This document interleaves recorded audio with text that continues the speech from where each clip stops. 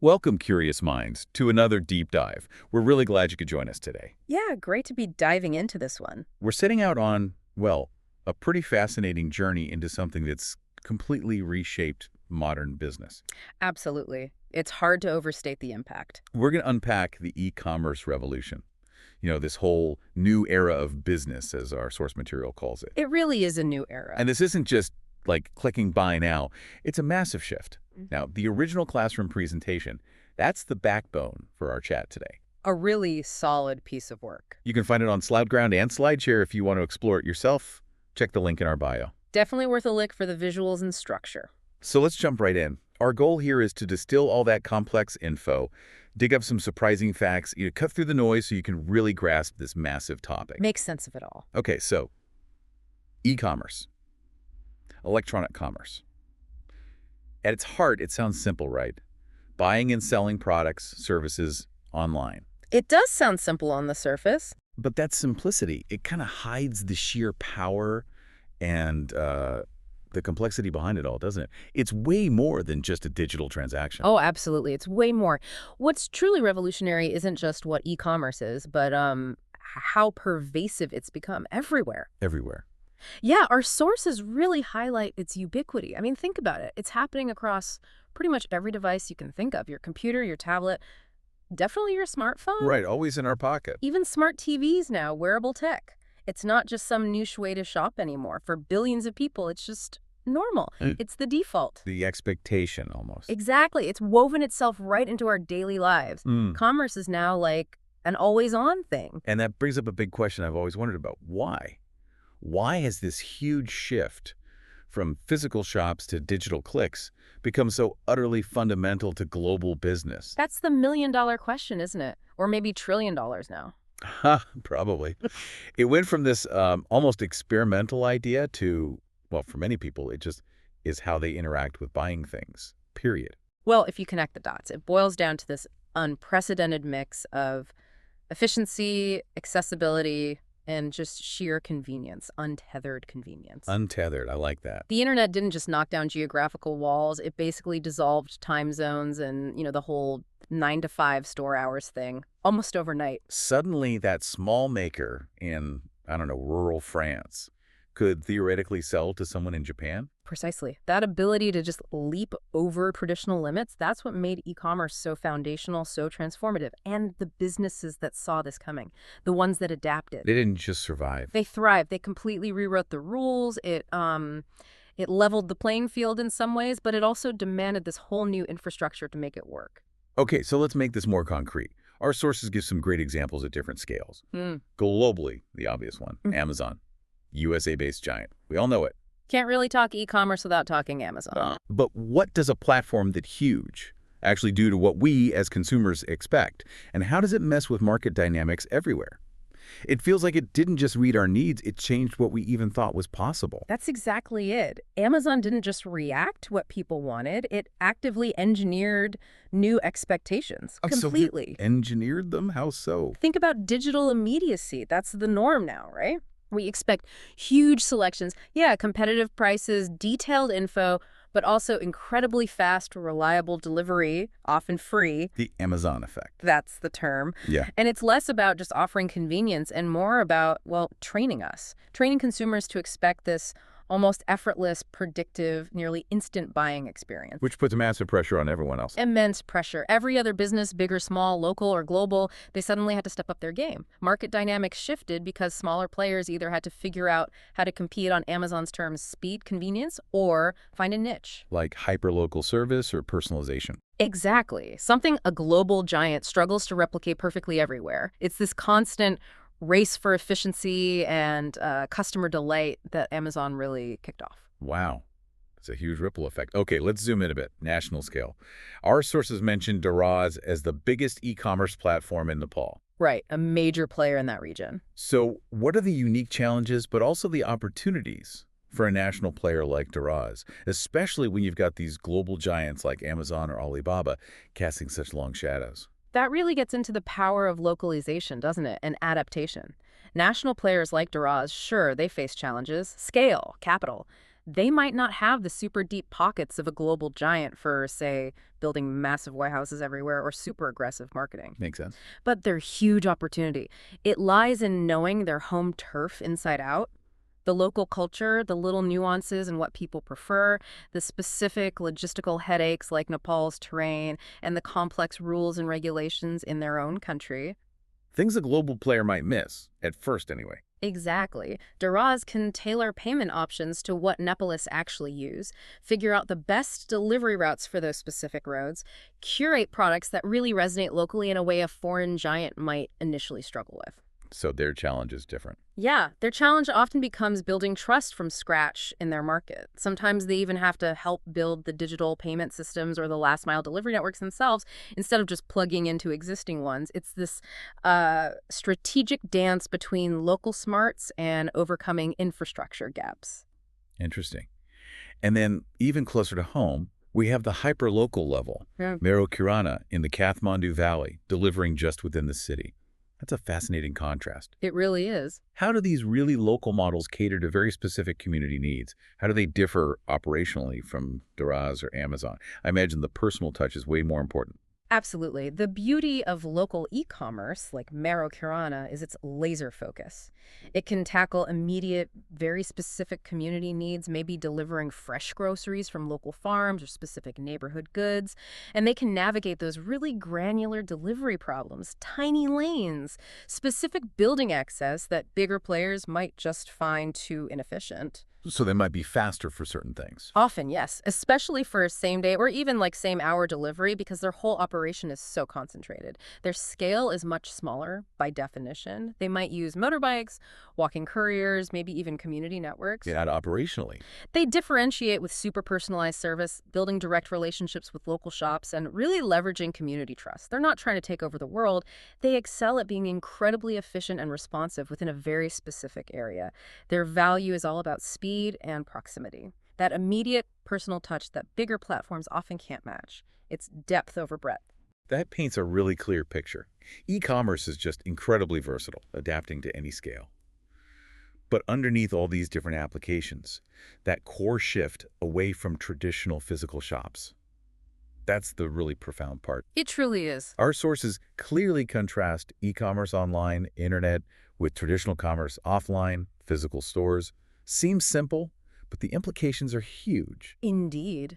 The medium is the first difference, digital versus physical storefront. But yeah, the ripple effects are massive. The most obvious one, availability and reach. Right. Traditional stores have opening hours, a physical location. Exactly. They're limited. You can only shop when they're open, and only if you can physically get there. It's a bottleneck, fundamentally. But e-commerce, 24/7. Global. I mean, you can be on your couch at 3 a.m. ordering something from halfway across the world. Precisely. So what does that always open thing really do to us, to our expectations? Why is that so powerful beyond just being convenient? Has it fundamentally changed how we think about time and shopping? It's more than just convenience. It's about the erosion of traditional patience, maybe, and the normalization of shopping is this omnipresent activity. Life doesn't fit neatly into store hours anymore, does it? Definitely not. People work shifts, schedules are chaotic. We shop when we think of it, day or night, being able to browse, compare, buy anytime, anywhere. It just slots perfectly into our digital on-demand lives. It removed this big psychological barrier to buying something. Making it instant, not a planned chore. Right. It democratized access, too. Anyone with internet can join global commerce. It turned a scheduled outing into a potential impulse buy. It's fundamentally rewired us to expect instant access. And tied right into that is transaction speed. E-commerce offers instant digital payments. Click, click, done. Traditional commerce. Yeah. Slower physical interaction. A huge difference. How much has this relentless demand for instant gratification really driven e-commerce growth? Yeah. And what pressure does that put on the entire supply chain behind the scenes? Oh, the demand for instant gratification has been a monumental driver, almost insatiable. In e-commerce, a few clicks, purchase complete. No queuing, no cash, no fiddling with card machines. We've all been there. That speed goes beyond just the payment. The whole process, finding the product, checking out, it's all optimized to be as smooth, as frictionless as possible. This fits perfectly with a society that values time and convenience so highly. But the pressure. Immense pressure. This need for speed has forced the entire global logistics and supply chain industry into this invisible, constant race. Companies pour billions into automation, warehouses, delivery networks just to shave minutes, hours off delivery times. Makes the wait in a physical store feel ancient. It really can. Even a few minutes in a queue can feel archaic compared to the near-instant online transaction. And the speed, it encourages impulse buys, lets us move from wanting something to owning it incredibly quickly. That fuels consistent exponential growth. It really is a different world, pushing boundaries constantly. Okay, so beyond just online versus offline, e-commerce isn't just one thing. It's this diverse landscape of business models, right? Different relationships. Exactly. It's not monolithic at all. Our sources break these down nicely. Let's start with the one we probably all know best. Business to consumer, B2C. Yep, B2C. Probably the most visible type. Simply put, business is selling directly to us, the consumers. The source mentions Daraz as an example. You go to Daraz, buy a shirt, that's B2C. Pretty straightforward interaction. Okay, so if it's direct selling, what's the hardest part of nailing a B2C model? Is it just having a good product, or is there something more, maybe about connection in a digital world? That's a great question. Often, the trickiest part in B2C isn't just the product quality, it's building and, crucially, maintaining consumer trust and a strong brand in this incredibly crowded online space. So many choices. Exactly. Consumers are bombarded, so a business needs to cut through. That means quality products, fair prices, yes, but also total transparency, reliable and fast delivery, customer service that feels personal, even if it's partly automated, and easy returns. Hassle-free returns are key. Absolutely. One bad experience, especially if it gets shared online, can kill trust fast. And brand building now, it's increasingly about telling an authentic story, creating an engaging experience, maybe even a sense of community, to keep people loyal beyond just the transaction. It's about, well, emotional connection through pixels. That makes sense. Okay, moving on from direct consumer sales, we have business to business, B2B, one business selling to another. Alibaba is the example given. I imagine this is a totally different ballgame. Oh, entirely different beast. B2B transactions are often way more complex than B2C. How so? Well, you're usually talking larger volumes, maybe custom agreements, much longer sales cycles, and often multiple people involved in the buying decision within the company. Right, procurement departments, managers. Exactly. Platforms like Alibaba, they facilitate this enterprise-level stuff, connecting manufacturers, wholesalers, distributors directly, often globally. They might offer features for bulk ordering, freight logistics, verifying suppliers, even specialized financing. So the focus is different. Completely. It's about supply chain efficiency, cutting operational costs, building long-term strategic partnerships. Not so much impulse buys. Trust is still vital, of course, but it's built on reliability, contracts, meeting very specific business needs, sometimes complex technical stuff. It's much more systematic, rational. Okay. Then there's consumer-to-consumer C2C, consumers selling directly to other consumers. Hamra Bazaar is the example. This sounds like, the old newspaper classifieds, but on steroids for the digital age. Precisely. That's a great way to put it. C2C platforms like Hamra Bazaar are essentially digital marketplaces or classified sites.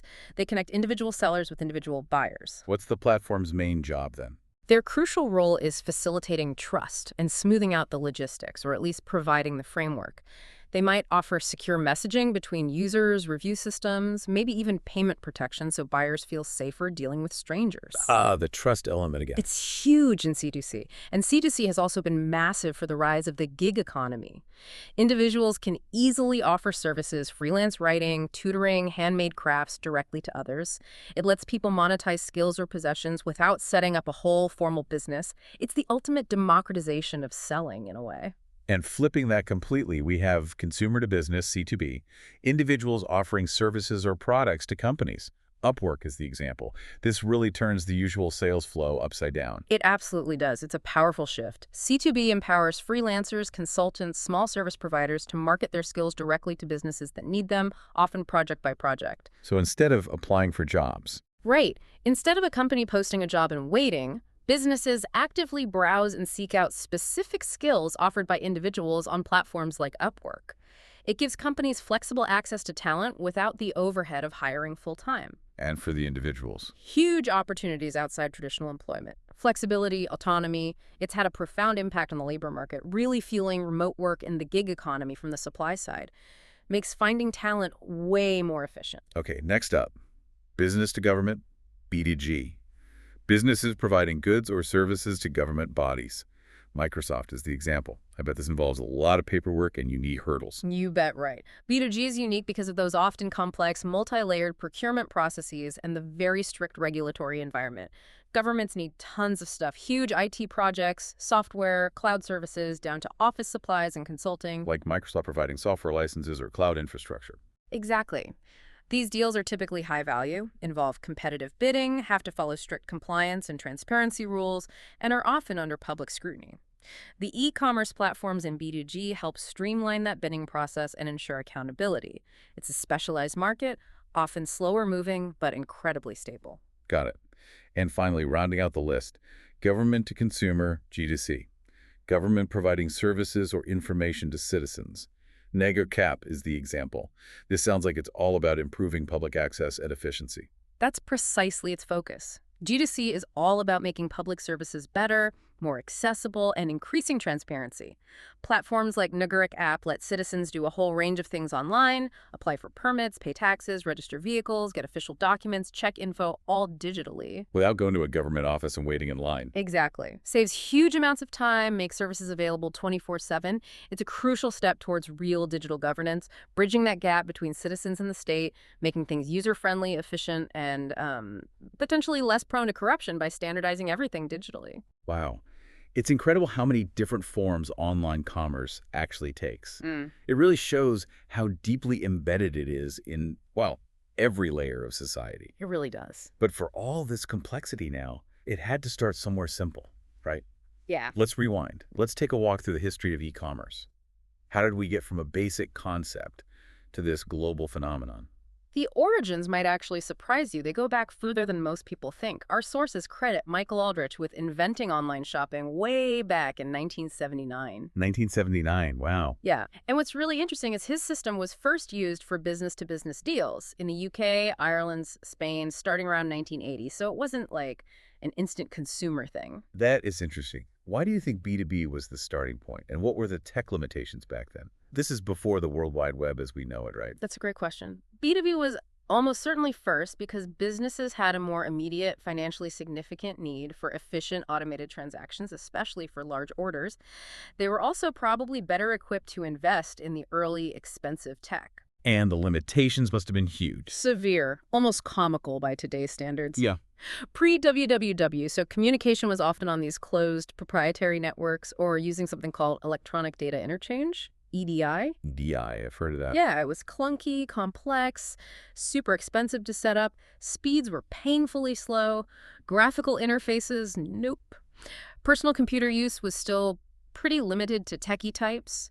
Security was a massive issue. Just getting different computers to talk reliably was hard. Aldrich's invention was truly visionary because he saw a way to connect buyers and sellers electronically despite all that. He saw the potential way before the tech caught up. Amazing foresight. And still in that early phase, sources mention Charles M. Stack creating one of the first online bookstores in 1992. It's actually before Amazon, which started in 94. It is. 2 years before. It's a cool little fact. Reminds you that innovation isn't always a straight line. There are often unsung pioneers. Absolutely true. Stack is often overlooked. His early online bookstore showed that a direct-to-consumer digital model could work, even before the internet went mainstream. It proved that certain things, like books standardized, no need to touch them, huge variety, were perfect for early e-commerce tests. A proof of concept. Exactly. Paved the way for the later giants by showing a market existed, even with primitive tech. Proved you could sell something sight unseen digitally. Okay, speaking of breakthrough moments, let's talk about the first online transaction. Sources pinpoint August 11th, 1994. Dan Cohn makes the first secure online credit card sale. A Sting CD for $12.48, mailed it to a friend. The New York Times even covered it. That was a huge moment. This feels like the real starting gun for consumer e-commerce, doesn't it? Incredibly significant, because it marked the successful, secure use of a credit card over a public network. Before that, security and trust were massive psychological hurdles for ordinary people. The secure part is key. Absolutely. Using encryption to protect financial data that unlocked the potential for widespread, legitimate online buying. It showed financial transactions could be done safely over the internet. That was revolutionary then. This small transaction, a Sting CD, symbolically laid the foundation for the trillions in secure e-commerce we see today. It was the dawn of trustworthy online commerce for the masses. Validated the whole idea. And then, for a bit of fun historical trivia, our sources dropped this bomb. Did you know the first ever online transaction was a drug deal? Huh. Yes, that little nugget. It's presented as this fascinating unofficial precursor.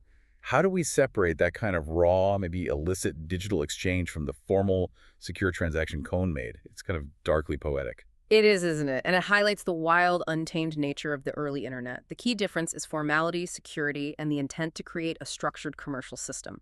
That supposed drug deal was likely just a simple digital message, maybe on an old bulletin board system, arranging a physical meetup and exchange.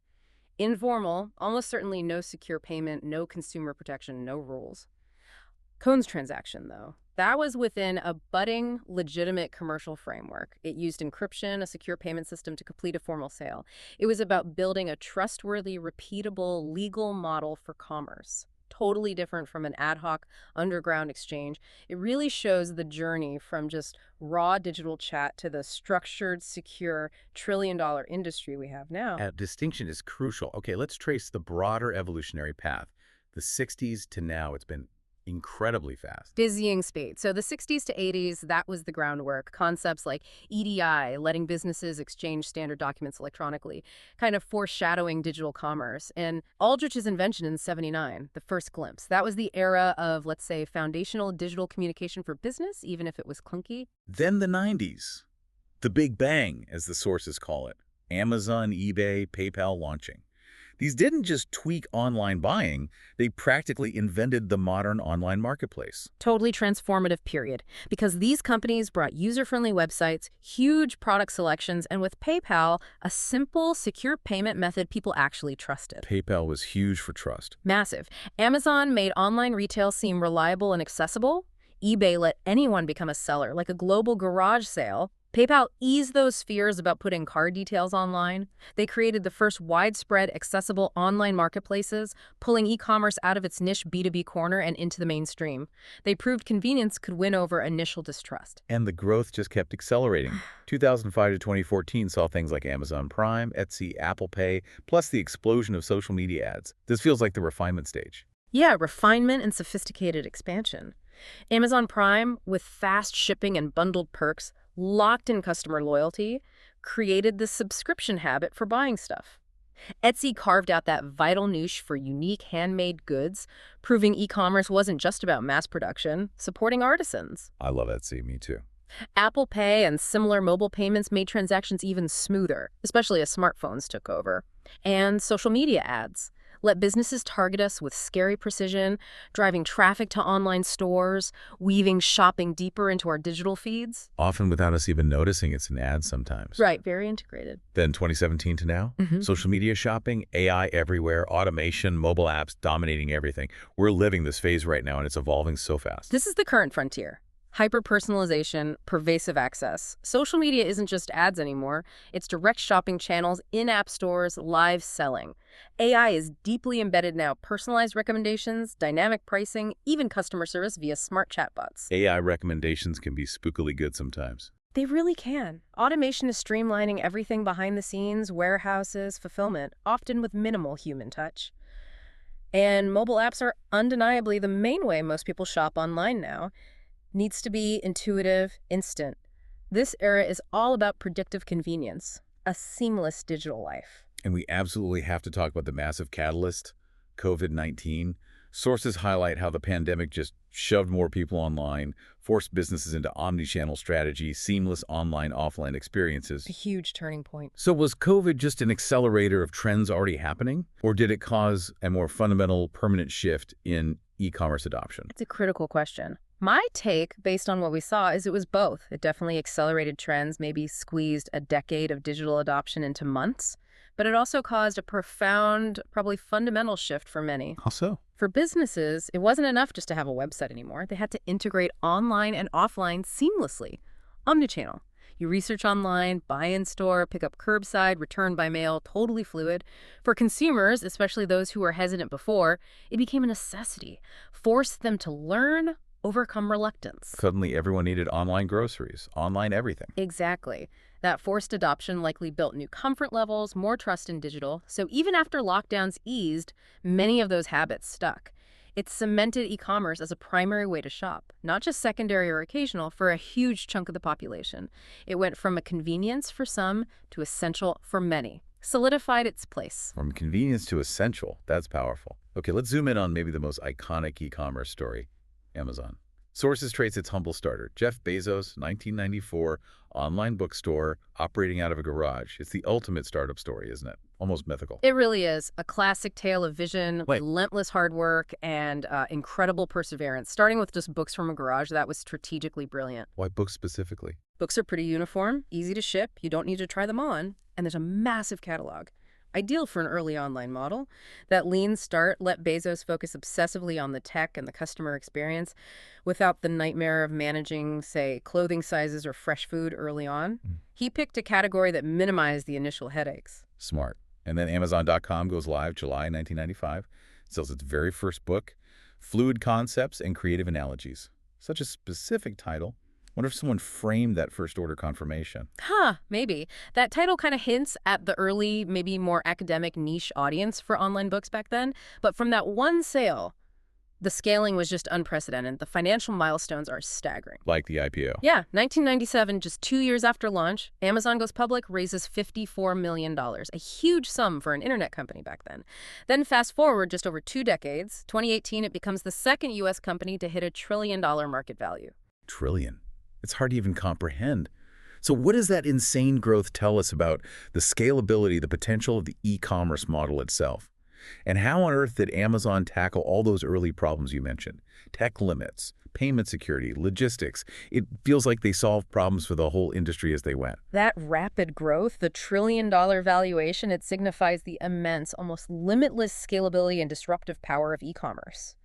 Once you have the basic tech and logistics sorted, an online store can add products, reach customers globally with far less cost than opening equivalent physical stores. Makes sense. Lower overheads. And Amazon systematically crushed those early obstacles by making huge, often seemingly risky investments.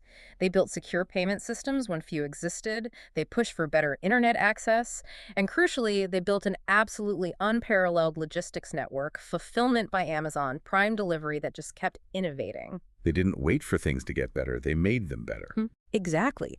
They actively built, influenced, often dominated the development of the infrastructure they needed. Plus, that relentless customer obsession, one-click ordering, easy returns, Prime benefits was vital for building trust when people were still very skeptical about buying online. They turned every barrier into a chance to innovate. A story of relentless problem solving. Fascinating.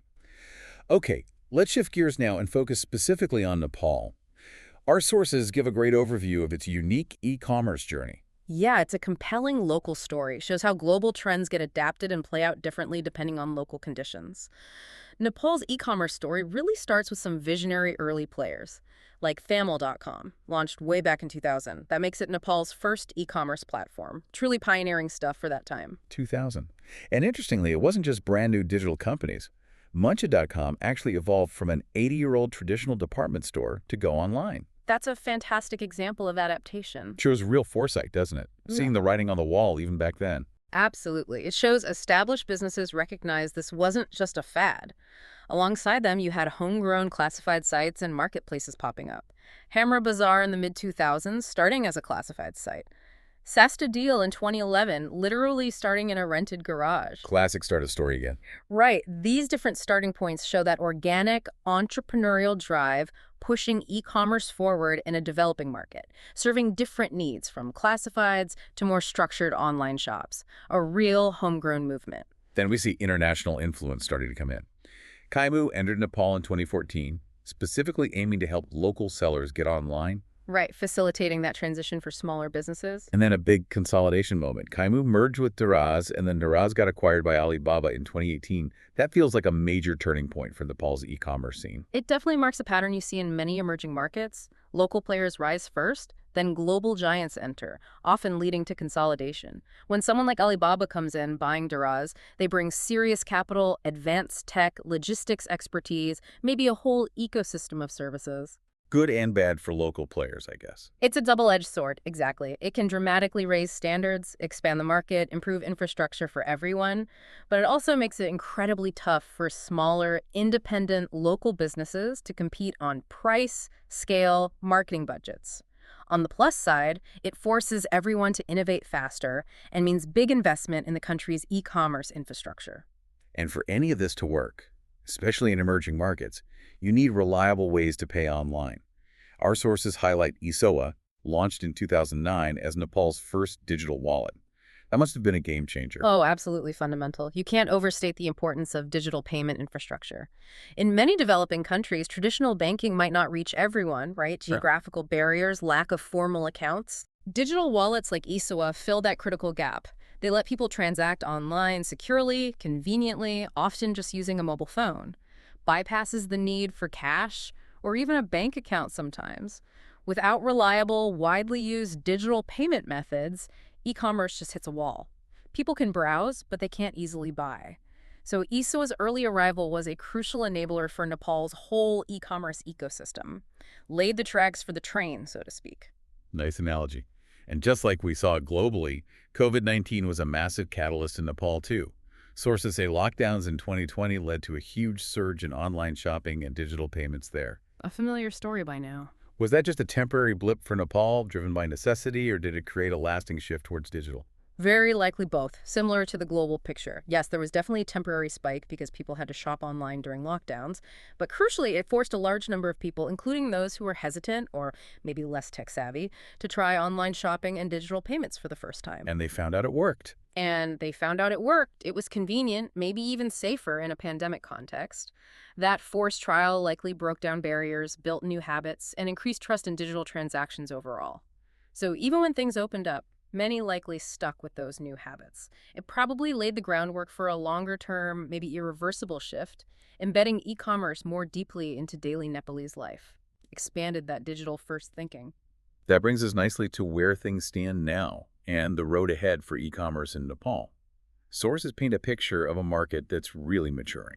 Yes, definitely signs of maturing and formalizing. Digital currency, more reliable payment systems, they're helping build that crucial trust in online deals. Connectivity is way up. Around 90% of Nepalists now have internet access. That's huge, massively expanding the potential market. 90%, wow. And delivery services are consistently getting better too, tackling those tough logistical challenges of Nepal's geography. These are key foundational pieces falling into place. And a really big piece is the regulatory side. An e-commerce bill passed in June 2023, enforced via the 2025 E-Commerce Act. It mandates formal registration for businesses, consumer safeguards.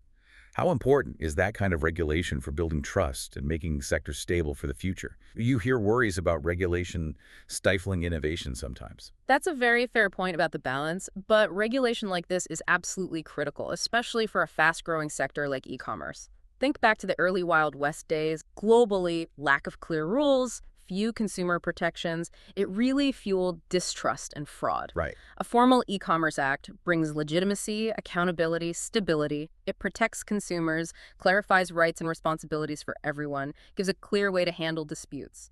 This systematically builds confidence for both buyers and sellers. It encourages more people to participate and makes the market more attractive for serious, long-term investment. So it's about creating a reliable environment. Exactly. While you need to design it carefully so it doesn't kill innovation, the goal is sustainable, predictable growth. It formalizes what might have been partly informal before. It's really a sign of a market moving from childhood to adolescence, maybe even young adulthood. Okay, looking forward then. The outlook seems really bright. Revenue expected to grow at a solid 9% compound annual growth rate, CAGR, through 2029. That 9% CAGR is definitely a strong signal of continued healthy growth. Lots of potential still. Yeah. The future probably holds more growth in mobile commerce. It's already dominant, plus more sophisticated AI personalization. And maybe even augmented reality features becoming more common. AI and AR. What would that actually look like for the average shopper? Well, AI can make the experience incredibly tailored, recommending products based on subtle cues in your browsing, predicting what you might need next, optimizing prices dynamically. AR could let you, say, virtually try on clothes using your phone camera, see how a sofa looks in your living room before you buy it, visualize products in your real space. That could massively cut down on returns and just make people more confident buying things online. That would be amazing. especially for bigger purchases. And interestingly, sources mention new rural markets opening up for e-commerce in Nepal. That's huge. Massive development. How does that rural expansion affect traditional shops in those areas? And how might AI and AR change the online experience for someone in a remote village? Sounds like a revolution within the revolution. Opening up rural markets is a game changer for inclusion. Gives people access to goods and services they simply couldn't get before. For traditional local shops, it could mean more competition, forcing them to really focus on what makes them unique: personal service, local knowledge, instant availability. But maybe opportunities too. Definitely. Those same local businesses can now use e-commerce platforms to sell their unique local products, crafts, whatever, to a national or even global audience. A huge potential upside. As for AI and AR in rural areas, imagine the impact. Being able to visualize a new appliance in your kitchen or try on clothes virtually from your phone without traveling hours to a city store, that removes massive friction, boosts confidence. Combine that with better digital payments, clearer rules, it paves the way for really widespread, equitable growth across the whole country. But it's not all smooth sailing. Important to be realistic. Our sources also flag the current challenges in Nepal. Things like a lingering lack of trust, a saturated market with lots of competitors, True, the competition is fierce now. delivery difficulties due to the geography, sometimes unreliable payment methods, and still gaps in digital literacy. These are definitely real interconnected hurdles. That trust deficit is maybe the most fundamental. It needs consistent, good experiences, the new regulations being properly enforced, plus maybe awareness campaigns to educate people. Market saturation means businesses really need a unique edge or super efficient operations. And the delivery. Delivery in Nepal's terrain demands clever logistics, maybe localized hubs, partnerships, maybe eventually even drones for really remote spots. Unreliable payments directly hurt the convenience factor, so continued focus on robust, accessible digital payment systems and user education is key. And digital literacy gaps mean not everyone can easily join in, limiting the market and needing targeted education efforts. These aren't just tech problems, they need sustained effort on education and policy, probably public-private partnerships. Makes sense. But alongside challenges, there are always opportunities. And for Nepal, the sources list some exciting ones. Reaching those previously unreached populations, empowering new entrepreneurs. Huge potential there for job creation and innovation. Opportunities for businesses to go global, using e-commerce for tourism and export, and just the continued growth of digital payments, making everything easier. For anyone thinking about business in Nepal, this must look pretty exciting. Incredibly compelling opportunities. Reaching the unreached drives economic inclusion, improves lives. Empowering entrepreneurs via online platforms fosters grassroots innovation, creates jobs. Helping Nepalese businesses go global brings in export revenue, showcases local products worldwide. And tourism. Leveraging e-commerce for tourism could mean easy online booking for unique local treks or homestays, direct sales of authentic crafts globally, way more visibility for Nepal's amazing culture and nature, and better digital payments just underpin all of this. These are powerful drivers for growth, areas ripe for investment and fresh ideas, really transforming Nepal's economy. What a journey we've covered, from those tentative first steps, almost accidental beginnings, to global domination, and then diving into this specific dynamic story in Nepal. So let's try and wrap this up. What are the main threads, the key takeaways from our deep dive today? Well, we've seen how e-commerce completely reshaped global business, powered by giants like Amazon, Alibaba, Shopify, and turbocharged by mobile tech and AI. But we also saw Nepal's own unique entrepreneurial journey pioneers like Thamel.com, Hamro Bazaar, Daraz paving the way, crucially enabled by digital wallets like Isoa and Kalti that built the foundation for people to actually transact online. And we absolutely have to give a final nod to Michael Aldrich, the guy who started it all, the father of e-commerce. It's just mind-blowing to think how far we've come since his 1979 vision for B2B deals to the personalized, global, always-on marketplace we have today. It really is incredible, a testament to ingenuity and constant innovation, and this evolution is definitely not over, which leads us to maybe a final thought for you, our listener, to chew on. Okay, let's hear it. Given this incredibly rapid, profound evolution we've discussed, from a niche service to an absolute essential, what fundamental human need does e-commerce really satisfy, perhaps better than traditional commerce ever could? And how might understanding that core need, whatever it is, guide the next wave of innovation in this constantly changing digital world? Ooh, that's a deep one. Right? What core need does it truly satisfy? That's a fantastic question to ponder and maybe holds the key to what comes next. We really hope this deep dive has given you a clearer, richer understanding of the e-commerce revolution, its global power, and its specific, fascinating story in Nepal. And if you enjoyed this discussion, found it useful, and want more insights like this, we'd love it if you subscribe to the MBA-FC YouTube channel. Definitely do that. And for loads more great educational material, check out and follow SlideGround. They are an excellent resource for anyone keen on learning. Absolutely. And stay tuned for more student-led episodes and deep dives coming your way.